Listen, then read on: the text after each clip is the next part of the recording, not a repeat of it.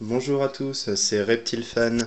On se retrouve pour une nouvelle vidéo sur la maintenance des caméléons Callipratus, donc les caméléons casqués du Yémen. Donc dans cette vidéo, on va aborder pas mal de sujets sur tout ce qui traite la maintenance en général et aussi le sexage qui est assez facile chez les caméléons Callipratus. Donc tout d'abord, on va commencer par les lampes. Donc il vous faudra pour cela la lampe qui est à droite, c'est une lampe UVB 5%. Donc c'est ce qu'il vous faudra pour des caméléons. Et la lampe qui est à gauche, c'est une lampe Sunglow, donc une lampe chauffante, 75 watts. Donc voilà, donc le terrarium fait 50 par 50 sur 80 de haut, donc légèrement plus, si je ne me trompe pas, c'est 53 ou 54 par 54, pareil. Euh, donc voilà, le décor de fond, je l'ai fait moi-même.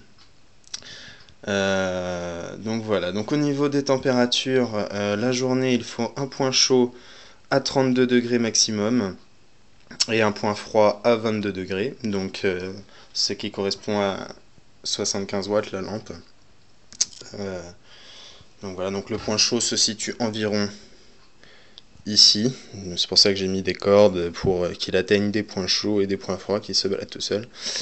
Il faut savoir que le Callipratus donc, boit, se réhydrate à peu près tous les jours. Il boit les gouttes en fait qu'ils sont sur les feuilles. Donc il faut soit installer un goutte à goutte, soit quand on pulvérise tous les jours, quand on n'a pas de brumisateur automatique. Il ne faut pas oublier de brumiser bien sur les feuilles pour que ça ruisselle un peu sur les feuilles pour que les caméléons puissent s'hydrater en fait. Donc au niveau du régime alimentaire, il ne faut pas oublier, si vous voulez faire un terrarium planté, donc comme les miens, il faut mettre des plantes non toxiques, hein. Le caméléon Callipratus mange pas mal de feuilles en fait, comme vous pouvez le voir, l'état de certaines feuilles sur la vidéo. Donc ça c'est un ficus normal, donc ils aiment bien cette plante à la grignoter, ils aiment bien comme il faut, vous pouvez le voir. Cette plante grimpante, c'est un bromélia. Alors, c'est une plante grimpante ou tombante. En général, elle tombe plus souvent. Présentée dans les magasins, elle tombe. Elle est en pot, suspendue en hauteur. Donc, renseignez-vous dans vos magasins de jardinage. En général, ils en ont assez souvent. Donc, il y en a de deux sortes. Il y a cette sorte-là et cette sorte-là, un peu plus claire. C'est un bromélia aussi. Euh, Ici, c'est un ficus aussi, mais un ficus panaché, donc ce n'est pas toxique non plus pour les caméléons Callipratus. Vous pouvez regarder, celui-là est assez récent, donc il n'y a pas encore beaucoup de feuilles de rongée, mais vous pouvez en avoir ici. Il y en a une qui commence à être quelques coups de dents dedans. Donc voilà pour ce qui est des températures. Pour l'hygrométrie, l'idéal est environ 60-65%, un peu comme les Physignathus, donc ne pas hésiter à vaporiser plusieurs fois par jour pour garder l'hygrométrie. Donc voilà. Pour ce qui est de la nourriture, ça mange principalement des grillons, comme la plupart des sauriens, des lézards si vous préférez. Donc les caméléons sont quand même relativement assez gourmands.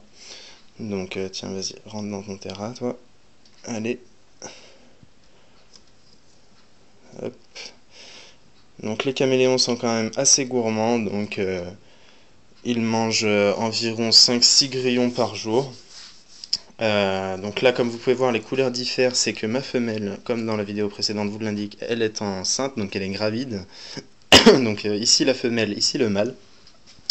Alors les premières différences que l'on voit, hormis la couleur, qui normalement n'est pas aussi flagrante, la femelle est verte à peu près comme le mâle. Donc là, c'est juste qu'elle a changé de couleur vivement parce elle est pleine en fait. Donc je vais bientôt avoir les œufs que je ferai d'ailleurs une vidéo dessus, donc vous pourrez voir par la suite.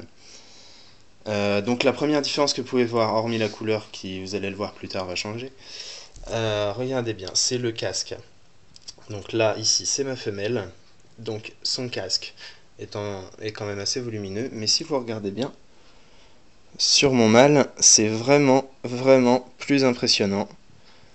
Et pourtant mon mâle a quelques mois de moins que ma femelle, donc il est plus jeune en fait, donc vous vous rendez compte que c'est vraiment impressionnant les deux. Donc pour que vous vous rendez compte, je vais les mettre l'un à côté de l'autre, la femelle va pas du tout aimer, mais c'est comme ça. Regardez la différence des casques, bon vous les voyez pas, voilà, comme vous le voyez la femelle aime pas ça, mais bon. Donc c'est la première différence que vous pouvez noter selon la taille des casques. Mais c'est pas tout le temps le cas selon l'âge de l'individu. Là, vous pouvez être sûr à 100% de savoir si vous avez un mâle ou une femelle. Vous regardez sur les pattes arrière, en fait, de votre animal. Donc je vais essayer de vous le montrer de plus près. Alors si tu pouvais monter sur moi sans partir, mon pépère, allez viens. Voilà, doucement. Alors, je vais essayer de vous le montrer. Alors, voilà. Regardez, sur la patte arrière, juste ici, il y a comme un tout petit doigt qui pousse derrière sa patte. C'est un petit éperon, on appelle ça un éperon. Donc, je ne sais pas si vous voyez très très bien, mais c'est comme un petit téton qui pousse derrière sa patte. Voilà, vous l'avez vu là. Ça, c'est visible uniquement chez les mâles en fait. Il n'y a que les mâles qui l'ont, donc ça va être beaucoup plus dur de le voir chez la femelle, mais parce que voilà, elle n'est pas contente. Alors comme vous pouvez le voir, il faut savoir que les femelles sont assez réticentes quand on approche, quand elles sont gravides, donc enceintes.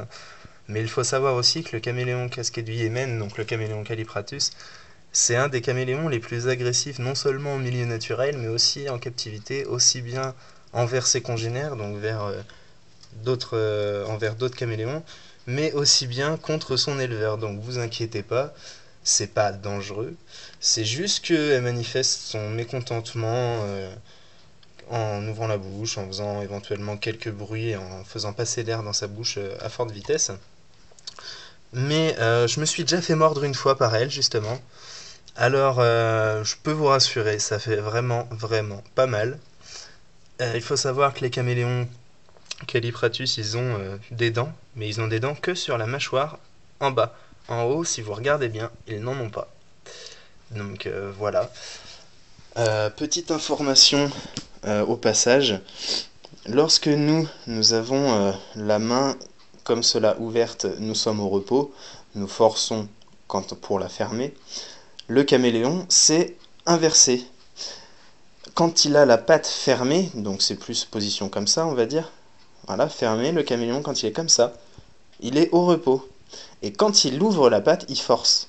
C'est pour ça, en fait, qu'il arrive à dormir sans problème dans les arbres, puisqu'au final, quand il est au repos, il entoure sa patte autour d'une branche, tout simplement. Donc voilà, donc c'était une petite info au passage, qui n'est pas forcément utile, mais qui peut être sympa. Donc voilà. Donc j'espère que je vous aurai appris quelques petits trucs sur les caméléons. Sachez que c'est vraiment pas difficile d'élevage ni de maintenance. C'est juste assez gourmand. Il y a quelques petites choses à vérifier en plus pour les femelles gravides, donc qui sont enceintes entre guillemets.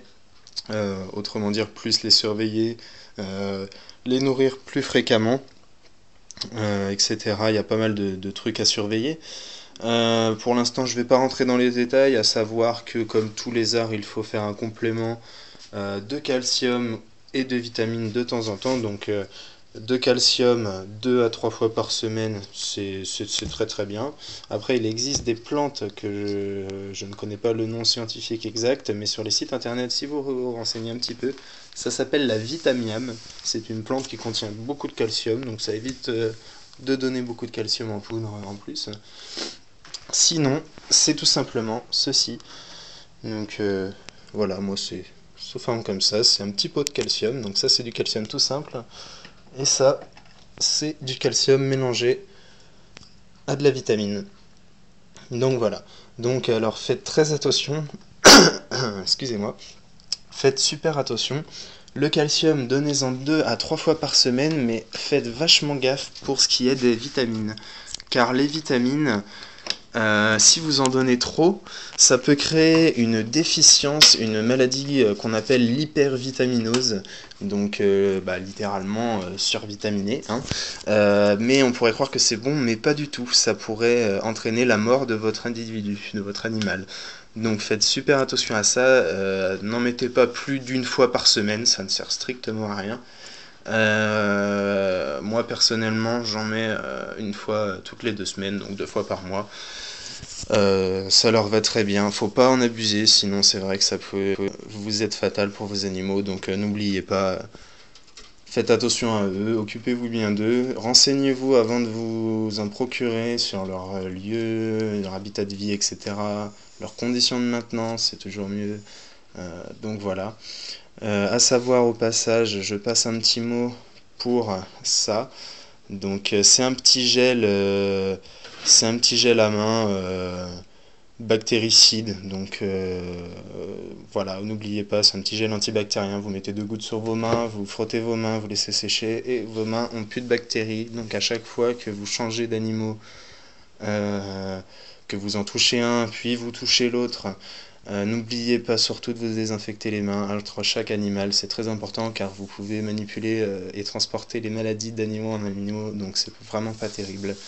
Donc voilà, donc j'espère que cette vidéo vous aura appris quelques petites choses sur les caméléons, Callipratus, donc j'espère que vous allez vous abonner, que vous avez aimé cette vidéo. Voilà, bonne journée et n'oubliez pas, abonnez-vous. Allez, salut!